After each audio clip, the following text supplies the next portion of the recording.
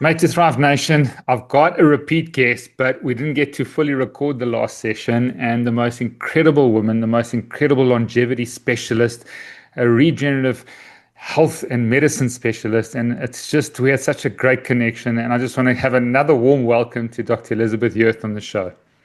Thank you, Steve. I'm so sorry. Our last get together, we had some technical difficulties, but I'm so happy you decided to have me back. Absolutely. The value you bring and just the wisdom, because there's so many new technologies. And that's going to be the topic of this podcast, because I think your priority list that I listened to last time with regard to the most important health and medicine technologies that people can practically do, that they can financially afford, and then for people that have got significant resources, what they can do. So everybody listening out there, our target market, in 165 countries are often corporate executives, business leaders, entrepreneurs, but then the person out there who's a health optimizer, whether they're 17 or 77. So let's start and just give a little bit of your background, because I know you've done a lot of orthopedics in your past and how you moved into longevity, health, and medicine. So I did get into this world from sort of a far-reaching place because orthopedists don't think functional medicine at all, right? Basically, you come in, you have an injury, something hurts, and we stick steroids in it, or we fix the injury, or we replace it. So I've been doing that for a long time. And about now 20 years ago, so I was in this world long before it really became big. About 20 years ago, I just started to get frustrated because people didn't heal. You put steroids and you put steroids in, but people just didn't heal. Never, it was always just patch, patch, patch, replace.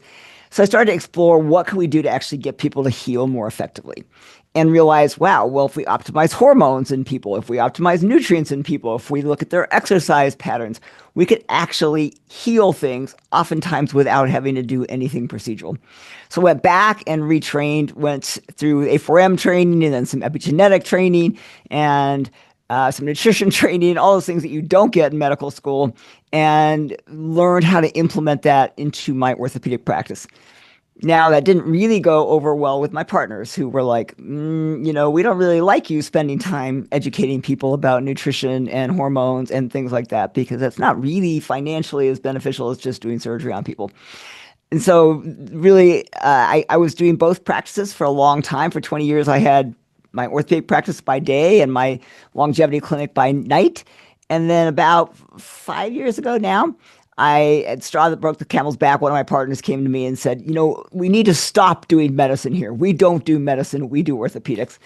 So that made me say, okay, obviously I need to move on. So I left that practice. It was a very profitable practice. We owned an MRI scan center, a surgery center, so it was hard to walk away, but I realized it was not the right place for me. And brought my orthopedics into my longevity clinic, and we do a lot of regenerative orthopedics. But honestly, Steve, when you look at optimizing people's overall health, their joint health also gets better. And we forget that joint health is actually a huge part of just the whole longevity picture.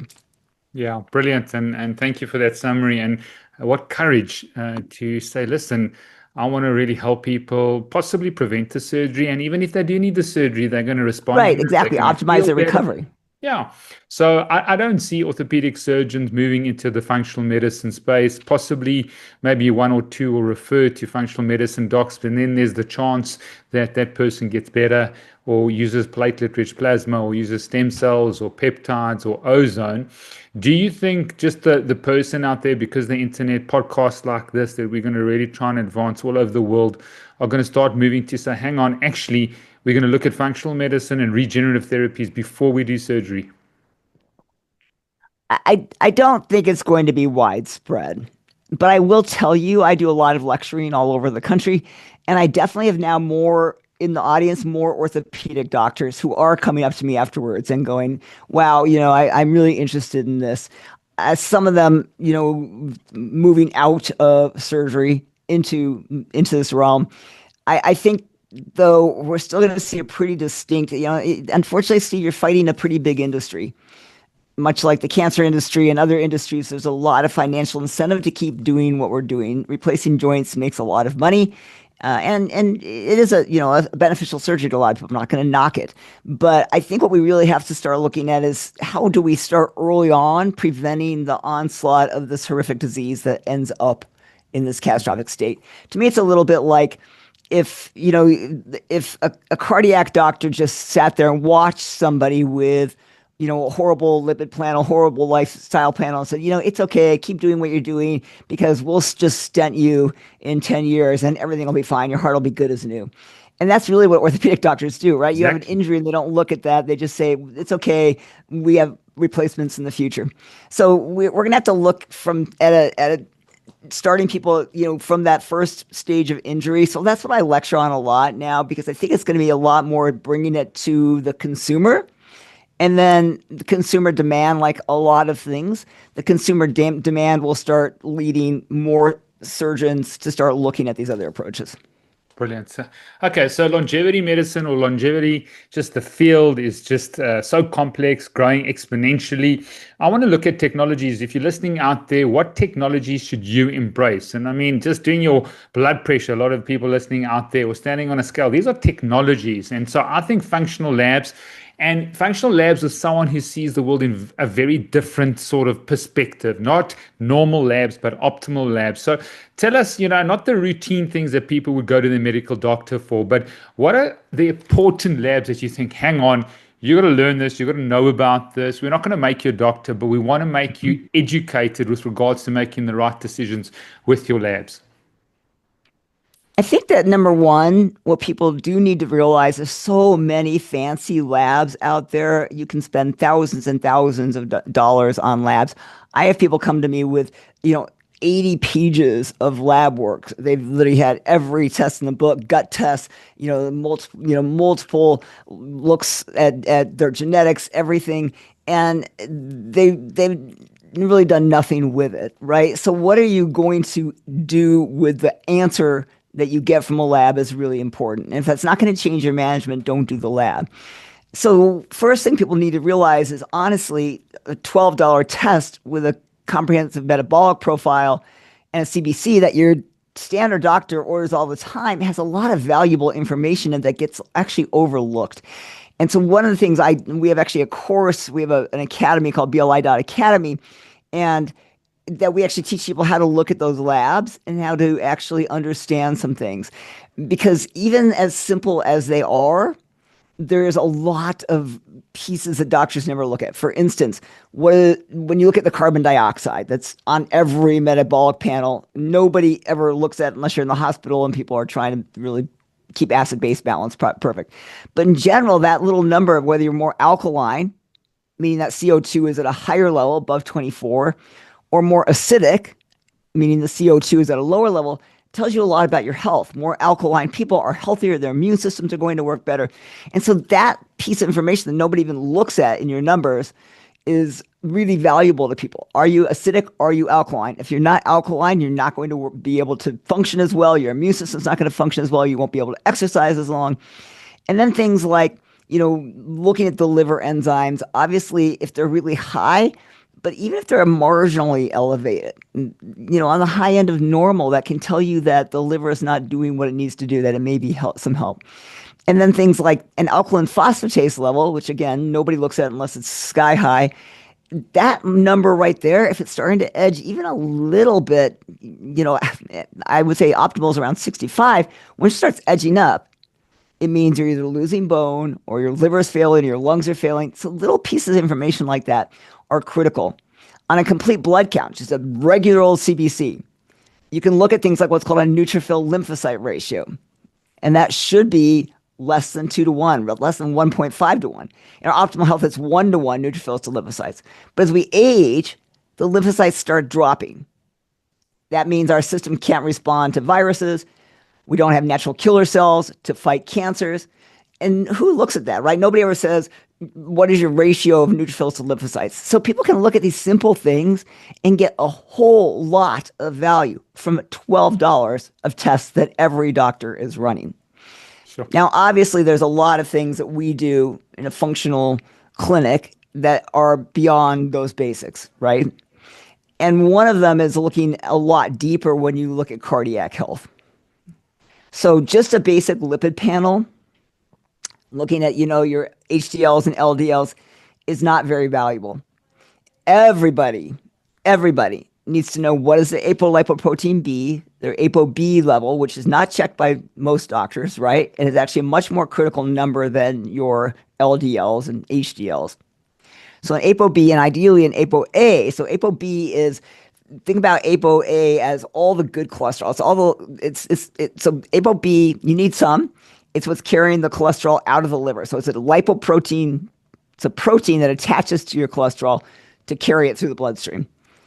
And if there's a whole lot of extra of that cholesterol, it gets deposited in the arteries, it can get oxidized and it can become plaque. And then ApoA, think of it as sort of the little cleanup crew. It's going to come pick up any remaining lipids that are floating around and take them back to the liver for recycling. So that B to A ratio is really important. So an ApoB to A ratio of less than 0.6 is a big health factor for cardiac health. So you need to be looking at those things.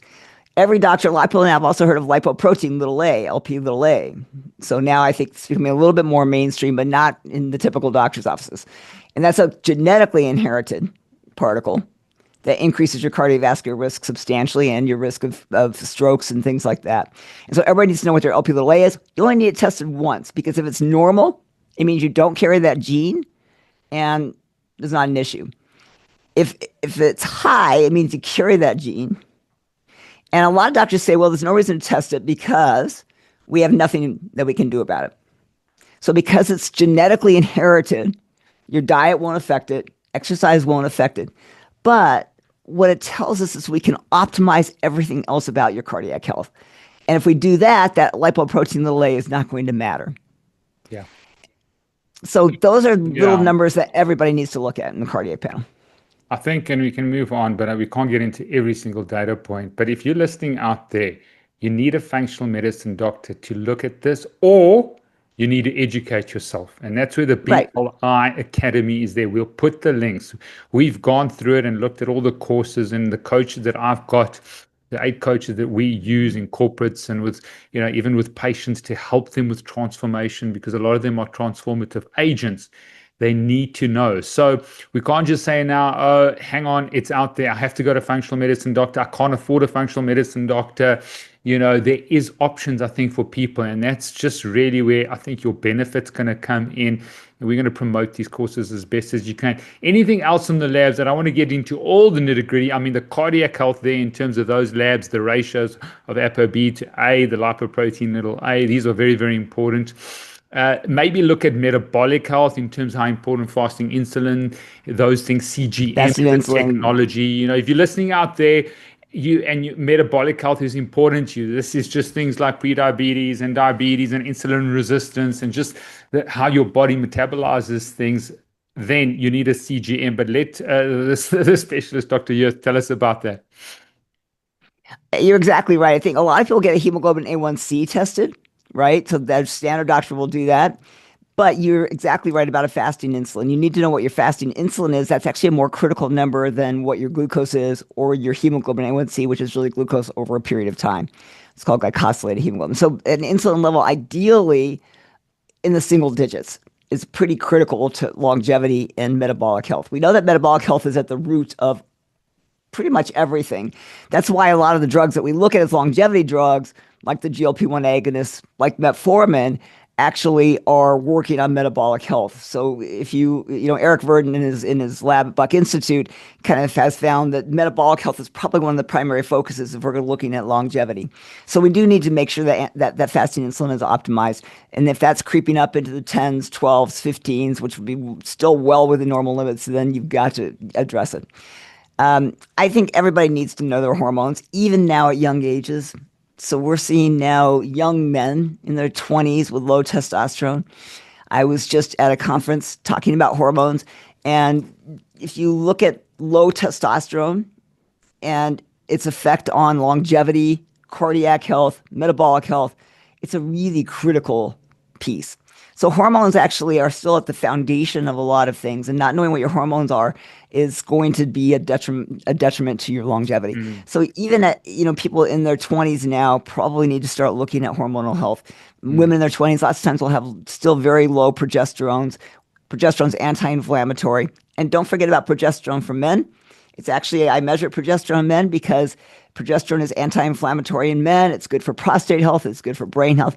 So it gets neglected in men and it should be looked at because if it's low, it can be mm. easily replaced with a very small amount of progesterone. So I Maybe you think just want hormonal to health stop becomes there and critical. unpack pre-testosterone in women because it's a very complicated, test to look at and optimize it just because of the just changes in hormones. But, per volume, women have more free, testosterone than actually estrogen. People don't know that out there. Right, exactly. And then they don't look at testosterone. So maybe look at maybe how you assess free testosterone in women. I think that you really have to, acknowledge that testosterone, you're right.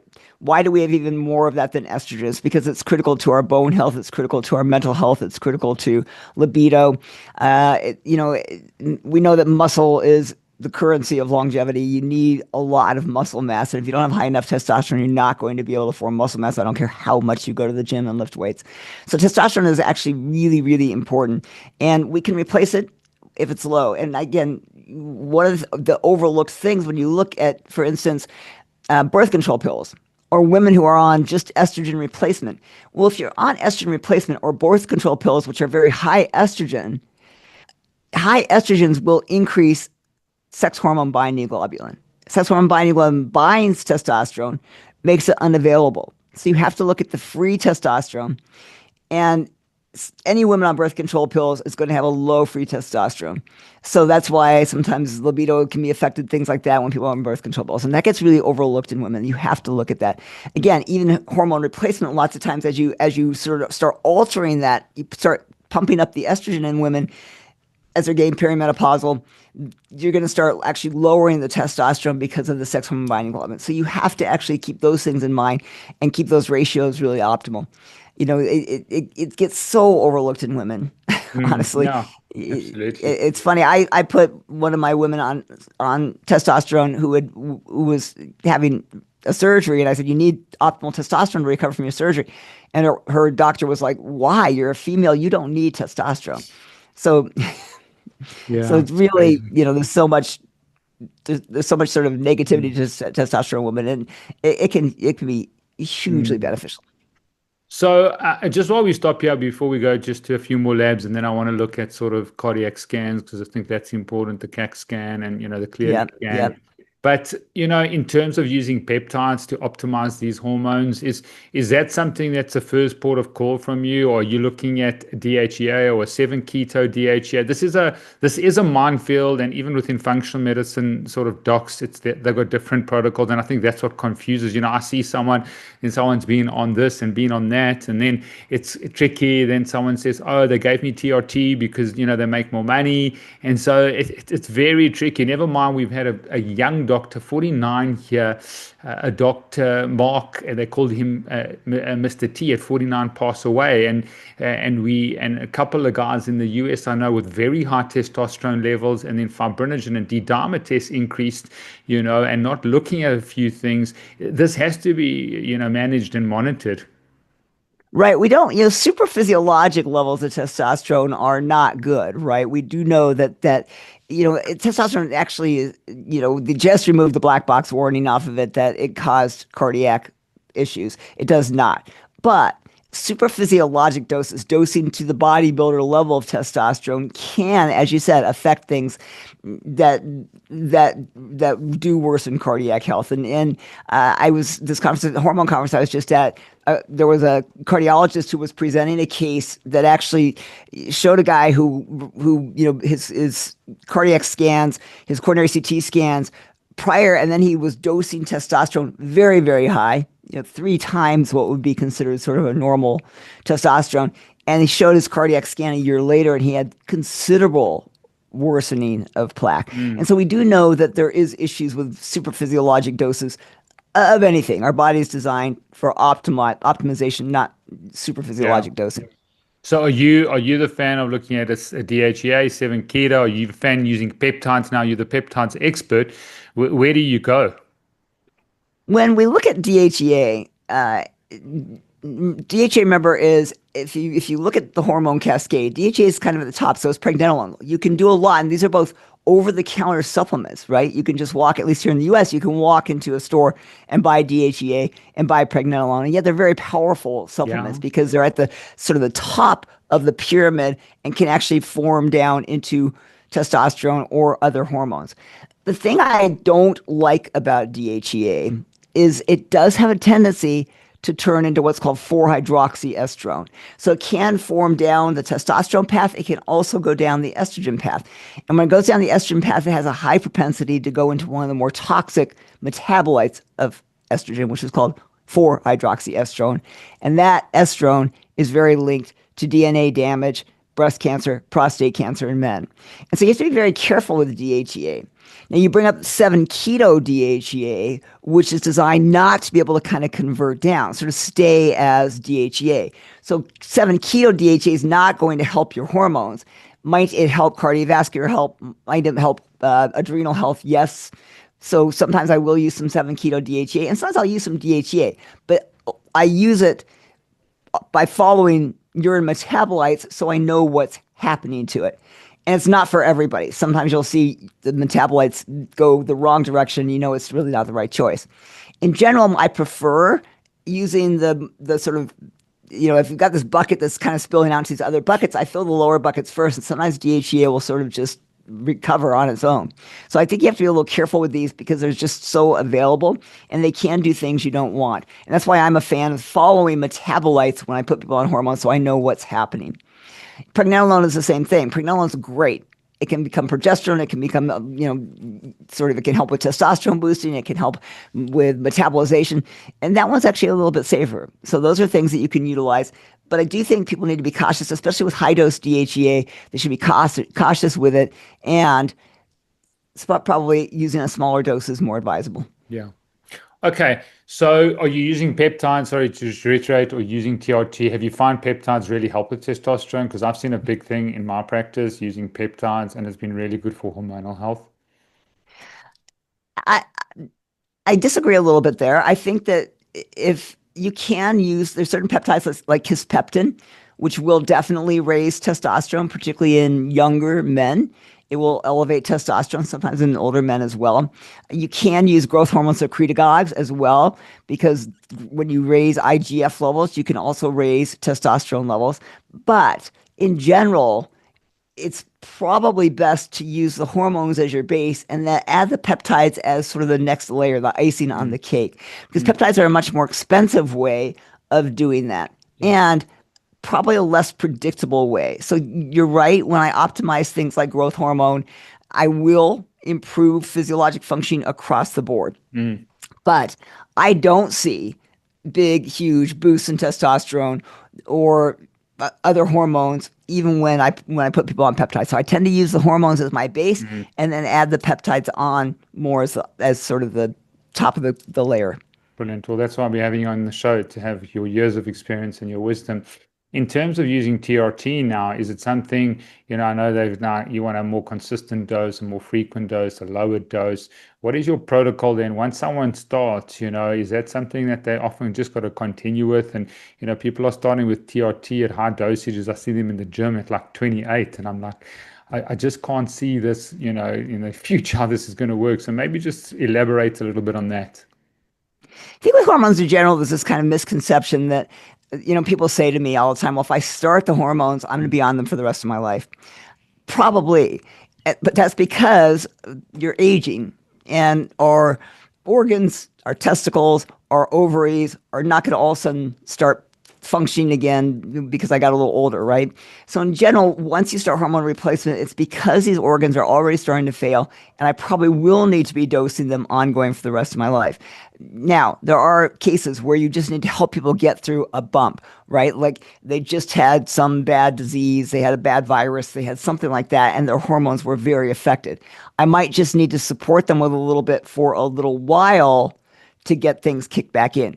In general, though, in those people, I will use things, they're younger people, I'll use things that are more supportive, like HCG or enclomiphene in men, to try and boost their own production a little bit more as opposed to putting on the hormone replacement. So in general, you are correct. Once you start hormone replacement, you probably are going to be on it, but that's because we're aging. Our function is declining. So I probably will need to replace it, and I probably will need to actually increase the dose a little bit depending on where I started. Now, in general, again, dose up to a level that the person feels good. Don't be searching a number. Look at if there are people who in general will feel great even with a very, very small dose, and there's no reason for me to dose them higher. Okay. But there are people who I do need to run them in the upper levels, right? Not super physiologic, not to these super high levels, but some people are going to need more to feel okay. And so we have to look at not just the numbers, use those as a guide, but also symptoms. And you should never say, oh, I only want to keep your number right here, so I'm not going to give you more. If the person's not feeling well and they're not putting on muscle and they have every sign and symptom of having low T or low estrogen or low progesterone, then I'm going to still give them some replacement to help them along. Beautiful, beautiful.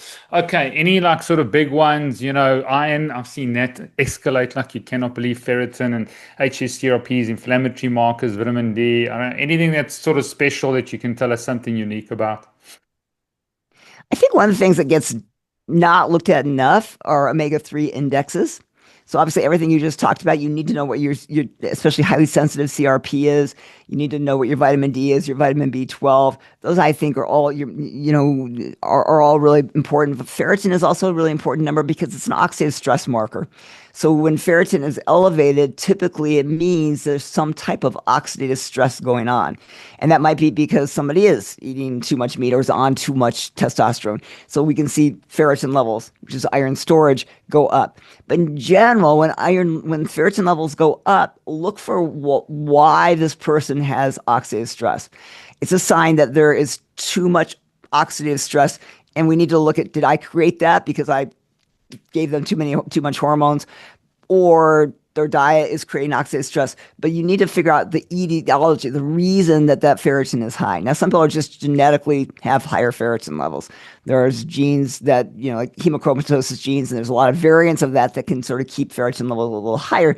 In those people, sometimes you'll have to do just therapeutic phlebotomy to try and keep it a little lower, because we do know that high levels of ferritin do create more cell damage. So we do want to keep that number a little bit on the lower side. So I think that is an important number to look at, but I use it primarily as an oxidative stress marker.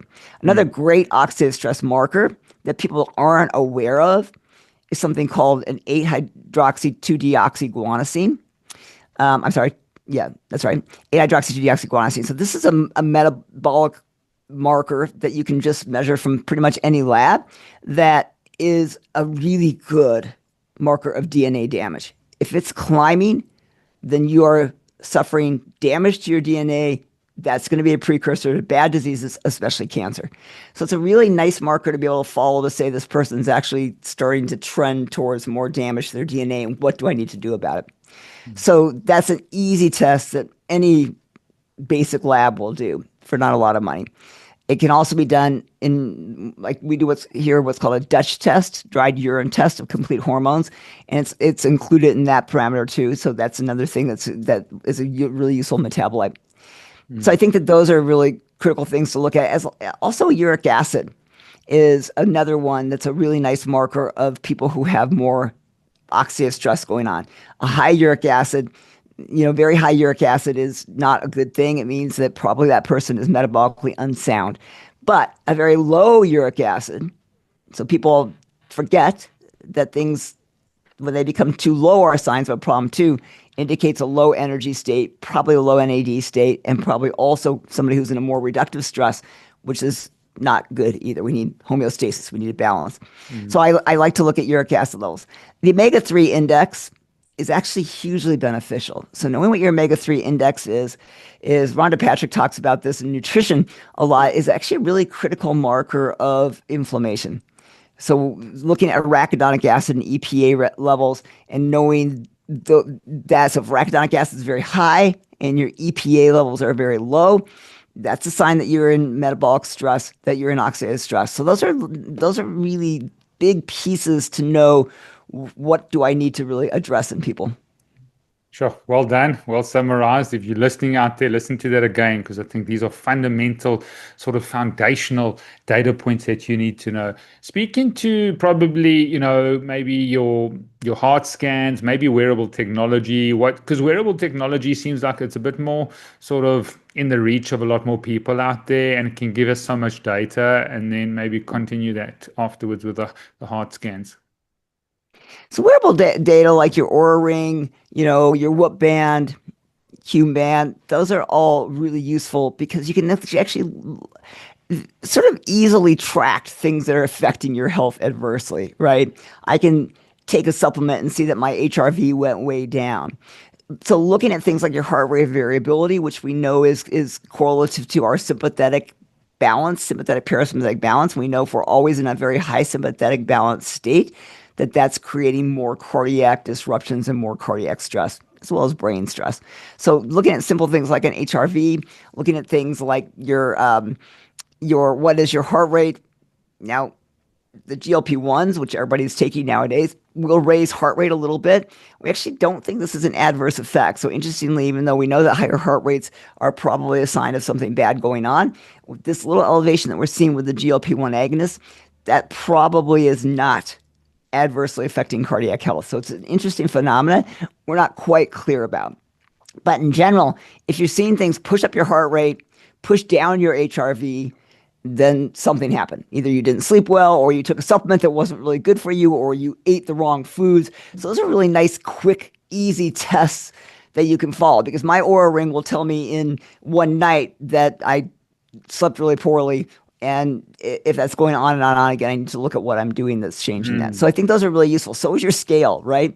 I think now you can get scales that are really nice, even can measure some metabolic parameters on it. So, so you can actually look at skeletal muscle mass versus fat mass and visceral fat. Visceral fat, a little more estimated, but it's still a good guideline to follow. So the fats around your organs is really the worst fat that you can have.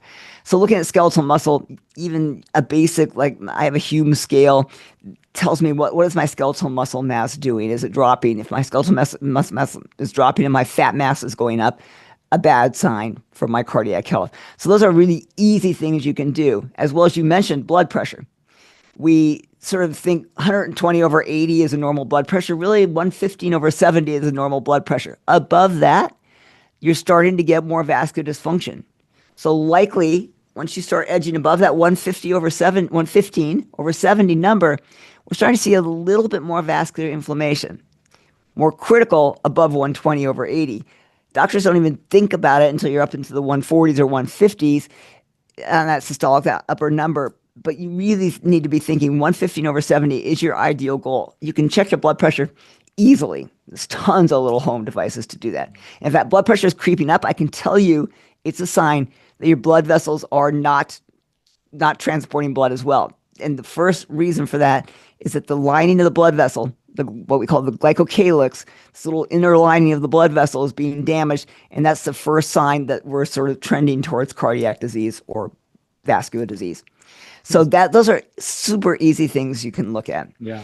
Just something on I heart really rate want to variability, because you've got a lot of experience there. It's so unique to people, and people get freaked out, especially our corporates. And maybe you can sort of give an assessment of our frame, is that we want to look at the deltas of when you're on holiday and relaxed and you're exercising, and then see where it's at and make sure that it's not dropping. So understand that delta. But people do really get concerned because there's a lot of research, many papers, when their heart rate variability is in the teens or in the 20s. Have you seen something over your many years in terms of the population where you'd want sort of a minimum on heart rate variability? I think that it's trends, right? So you're right that you need to look at trends, not so much what your number is. I will tell you that people are going to have some variations in heart rate variability, and that might not necessarily be that you're horribly sick because your heart rate variability is low. You really want to look at trends, right? Now, I think that it's obviously a good baseline to say, okay, I want a little bit higher. I want my heart rate variability at least, not in the teens or single digits. But I think that when you look at the variability between people, we sort of put a lot of stress on what that number is. And what I tell people is follow your trend. And you're exactly right. Look at when I'm in a good, relaxed state. How high can it go? Some people are just not going to be. They're just more type A personalities. They're going to be a little bit more sympathetically stressed. And we can't sort of, get overwhelmed by these numbers. But follow your trends over time. And if you're seeing something trend the wrong direction, that's a warning sign to you, as opposed to looking at exact numbers and saying, oh, I don't fit this perfect parameter. I'm not, the same as my 18-year-old kid. That's really not going to be useful to you, and it's going to create more harm than good by stressing you out. My son got rid of his Oura ring because he said, I found myself dictating how I felt that day by my Oura ring data. My Oura ring said I didn't sleep well, so I was tired when I actually felt fine, right? Yeah. So we have to be really careful about letting this data dictate our lives. Cool. Great summary. Okay, so heart scans and maybe, scans for cancer and neurodegenerative conditions. I think that when people look at heart scanning, a lot of people put a lot of weight into just getting what's called a coronary calcium score. And what I really want to emphasize to people is this is not a very useful number. Now, obviously, if you have a very high coronary calcium score, it means you probably have other things going on. But in general, calcified plaque is not dangerous plaque. It can build up enough that it creates stenosis or narrowing of an artery, but that's really slow. But in general, think about calcified plaque, that calcium score, that hard plaque is cement. It is in the blood vessel. It's not going to move. What kills people, those sudden cardiac deaths, is soft plaque. So this is a fatty plaque that is very vulnerable to rupture, travel down the artery, and that's what causes most people to drop dead of a heart attack who were just walking down the street or playing golf.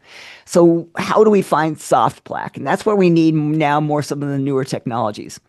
Now, again, if you have a high coronary calcium score, it means you probably have soft plaque too, but not always. Sometimes people had, they had soft plaque, it calcified, their calcium score is high. And then when you get scans, you see that they have no soft plaque, they're doing well. So what we like to do is use a coronary cardiac scan, so coronary what's called CCTA, coronary angiography. And then now there's technology that AI can look at that and it can gauge the type of plaque and how vulnerable that plaque is to actually rupture and cause problems. So we can actually tell how much fat is in that plaque and dictate whether somebody has vulnerable plaque that I need to really be concerned about. When I treat soft plaque, what I want to do is calcify it. So I actually want to increase that coronary calcium score. I want to make it cement. I don't want it vulnerable anymore. So I want to turn that soft fatty plaque into hard calcified plaque. So again, that's where these calcium scores are misleading, because sometimes they're looking at somebody who has they're really at a very low risk state, and the doctor told them they need surgery because their calcium score is high. So basically, we have to look at now some of the newer technologies. Clearly is one, and there's now a very new technology not yet available to most people that actually is looking at inflammatory changes in the blood vessel, because we also know that inflammation in the blood vessel is the first precursor. We need to be finding that. So we need to be looking at that before it even turns to plaque and treating those people as well. We're seeing that a lot now in our sort of post-viral world of people who have inflammatory changes to the blood vessels that we need to address much earlier than the plaque even begins. And then once you see the plaque on there, there's lots of treatments you can do to help eliminate the plaque or calcify the plaque, like colchicine. So there's lots of things that we can do that actually, so it's not like this is a death sentence. There's tons of things we can do as long as we know it's there. So I think everybody really thinks needs to be doing, once you get to be a certain age, probably at least 50, I would say, and again, so it depends on your family history, what some of your other numbers are. If your C-reactive protein's high and your lipids are horrible and you have high Lp(a), probably even younger, you should be doing a clearly scan. And now that's much more available to everybody, and oftentimes even paid for by insurance, at least here in the U.S. So that's a great test. As far as cancer screening, we now have all these blood tests to screen for cancer, right? There's a few of them on the market. I prefer what's called the Gallery scan. And it's basically a blood test that looks for not circulating tumor cells, but methylation changes that will dictate or predict cancer risk. Now, it's not good for a couple of kinds of cancers. It's not good for prostate. It's not good for breast. but it's got very good sensitivity for a lot of the cancers we aren't good at finding, like pancreas, like stomach, like lung. Those usually don't get found until they're metastasized. This can actually find them at very early stages. So I actually like that test. It will find a cancer before, like the pre-nuvo, the total body imaging will. For total body imaging to show a tumor, it has to get to be a certain size. Oftentimes, that's a pretty big tumor to see on the MRI scan imaging. So the Gallery scan is something that we do yearly on our patients to look for these markers that tell us we need to be searching something out. And it's got very good sensitivity and very good. If it's positive, you likely have cancer. The tricky thing is sometimes it's hard to find the cancer. Like it'll tell you it's lung, but you'll go do a scan maybe and you don't even see it yet on the scan because it's so small. So that becomes a little bit of, what do you do at those stages? But at least I can be very, very wary of following that patient super closely until I can see something. So it's great for colon, it's great for stomach, it's great for lung, it's great for pancreas. So I think that's a really useful test to people. It's expensive.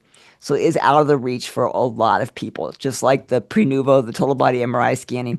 Those are nice, but they're out of reach for a lot of people. A lot of people.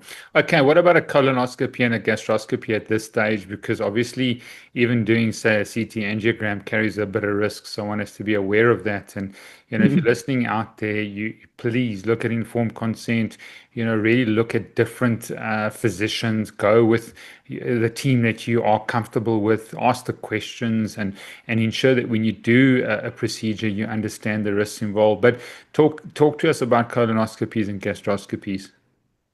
So when you look at colonoscopy, I think a lot of people have said, well, we don't need to do colonoscopies. We have these other technologies to find colon cancers, right? So there are safer technologies. We can actually, even just FIT testing, a fecal immunoglobulin testing for colon cancer is very predictive of cancer or very, very diagnostic of cancer. The thing that I still think colonoscopies are necessary for is they will find cancer before it's cancer. Just like our Clearly scan is going to find coronary artery disease before it ever becomes a problem, a colonoscopy is going to find polyps that are precursors to cancer, precancerous polyps, right? And remove them before they ever become cancer. And none of our fancy testing can do that. It can find the cancer early, but shouldn't our goal still be to find a cancer before it's cancer? Yes. So I still think colonoscopies, even yes, they carry some risk and they're uncomfortable and they're a pain to do. I still think they're necessary.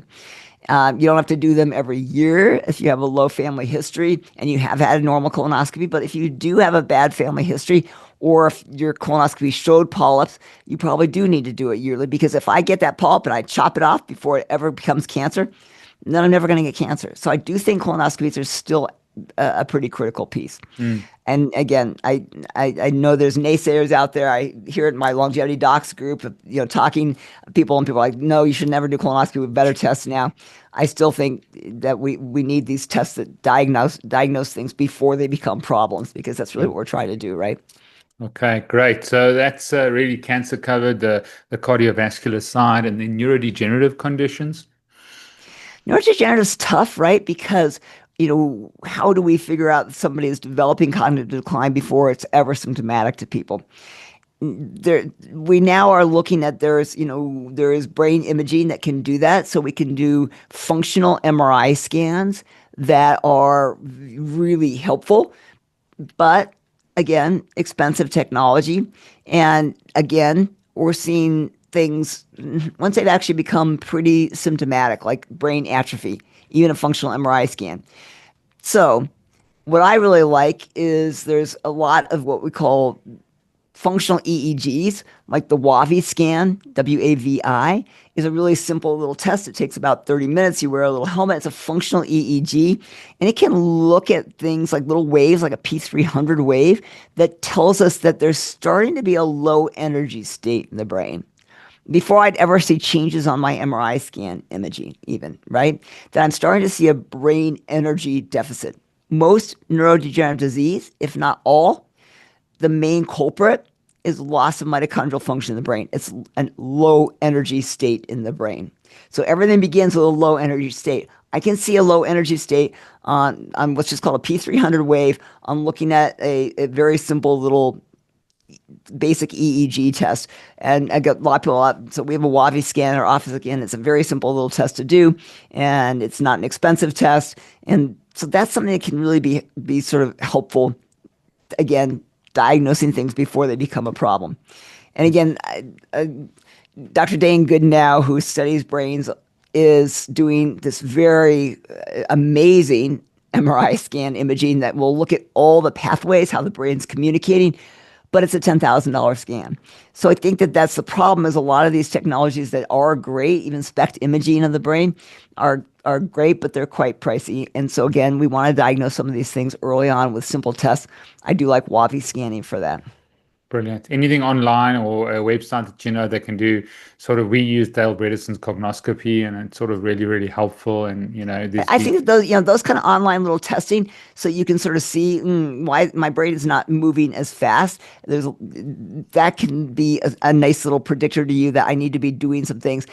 They're not perfect, because there's a lot, you have to be very focused on it. Sometimes there's a lot of distractions going on, and so sometimes those things they're not perfect, but they can certainly tell you, a place didn't work. We need to exercise our brains just like we exercise our bodies. We don't do it enough, especially as people are getting out of the workforce, right? So when you look at people who are retiring now at 60, which is ridiculous, but people who are retiring, I don't think anybody should ever retire personally. I think find something else to do if you don't like your job, but don't retire, because that brain activity is so important. But playing games on the computer, doing crossword puzzles, doing Sudoku, those kinds of things are so critical to exercise our brain daily. If you're not in the workforce, and you're not stimulating your brain, keep trying to learn something new. Pick up guitar or piano at a later age. Take a class. Keep trying to learn something new. So I think those cognitive tests can sort of say, okay, there's something going on here, and start prompting you to start doing some work. Brilliant. And I know we're coming sort of closer to the end of the show, but let's talk into genetics, hair tissue mineral analysis, or heavy metal testing, or microbiome testing. I think that those are very useful when I can't diagnose what's going on with people, right? So I see some of these numbers are off, or my patient still is not doing well, even though all the numbers are normal. But let's say I have somebody who that neutrophil lymphocyte ratio is off, and I can't figure out why. Then I need to look at, 90% of the immune system comes from the gut. What's going on in their gut? So I do a lot of gut testing. So gut testing can give us so much valuable information, not just the microbiome, but how are we digesting food? What are our short chain fatty acids doing? Are they all in line with each other? So I think that that's a really helpful test. And I would say that a large number of patients end up getting some type of GI testing, because we can't quite sort things out in terms of getting their health perfect on all their numbers perfectly aligned. But does everybody need it? No. When you look at heavy metal testing, do we all have heavy metals? A lot of people do have heavy metals. Is it a useful test for everybody?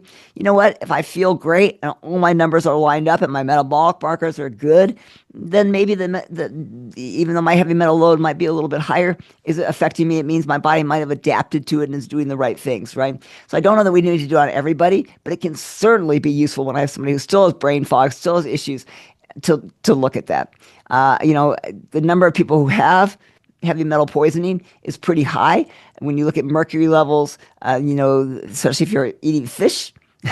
So I lots of times will just preemptively say, if you're a heavy fish eater, like I eat a lot of fish, if you are a heavy fish eater, if you're eating sushi, if you're doing things like that, if you have amalgam fillings in your mouth still, hopefully you've had it removed. If not, then doing things periodically to try and detox heavy metals is probably not a bad idea, even if you can't afford testing. There's simple things like zeolites. Zeolites are really useful. You can just buy a good quality zeolite, but a good quality zeolite, and just do that for a little course to try and detox the heavy metals periodically. Brilliant. Okay. As far as go for it. Genetic testing, I think that genetic testing, I use it. I get the New Amsterdam full genome on some of my people, because I'm a little puzzled by something. I have one of my client care coordinators here who has, at 29, has had 7 basal cell carcinomas already removed off her face. And you're like, why? So I actually looked at her genes, and very interested about a gene that the light from the computer screen was very adverse to her. So sometimes it can be really helpful, but remember that genes are, they become epigenetics. The epigenome makes proteins. Proteins are then folded and changed and become the metabolome. So usually what we end up doing is metabolomic testing instead, looking at the output of the genes as opposed to the genetics. I do think genetics can be helpful to me when again, I'm sorting through somebody who I'm just not figuring out why things are not going well. I can sometimes find the genetic reason for that and then work on modifying that genetic expression. Brilliant. And if you're listening out there, obviously we've gone from labs and looking at sort of cardiac scans. I think the most important is to find a trusted community, find a functional doc if you can afford, or someone who's a health consultant or health advisor who's really been trained. So I think that's important. So hopefully you not feel overwhelmed at this stage. Exactly. At the end of the show, I'm going to just say one word and then you just can answer in a few sentences what first comes to mind. It's probably just 5 words, something that I do. And it's always good to get an initial response for someone. Okay, so when I say infrared sauna, you say Love it. I think it has huge benefits. cold plunging, I think it has definitely good effects for mitochondria. For some people, it's not for everybody, but there are certainly some good benefits for mitochondrial function. fasting, Useful in the right circumstance, can be harmful in somebody who is trying to put on muscle or are sarcopenic. So again, it's patient specific. stem cells, Be careful with stem cells because unfortunately, as we age, our own stem cells age along with us. So people are doing autologous, meaning their own stem cells. That can be an issue. But I do think stem cells have a lot of potential in treating a host of diseases. But we probably need to be looking at embryonic umbilical sources.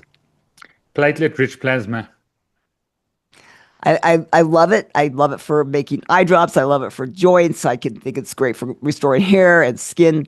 I think it's a very useful technology. hyperbaric oxygen therapy, Really useful, especially for wound healing and for recovery for people. In the longevity realm, I think it has benefits, but it's probably going to be something that I'm going to not put up at the top of my list. Brilliant. Well, thank you so much. Just want to declare favor and blessing over you, Dr. Elizabeth Yurth. You're a wealth of wisdom. If you've listened and you come to this part of the show, re-listen, write notes. Having been here 26 years as a physician, I've learned so many things from Dr. Yurth. And the most important, we're going to put links to this BLI Academy. I think education and awareness is crucially important. And maybe just give a message of hope, like one message that you want to leave, people out there who I feel just since COVID, there's just full of despair and just desperation and overwhelm. And sometimes people are just so apathetic with their health. They're just confused and there's just so many different views out there. So your message of hope.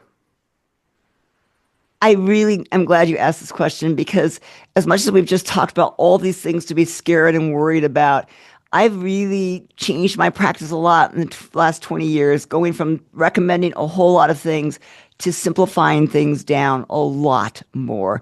And that so much can be obtained from just people and nature and socialization and love. And those are really what you need to put at the forefront of everything.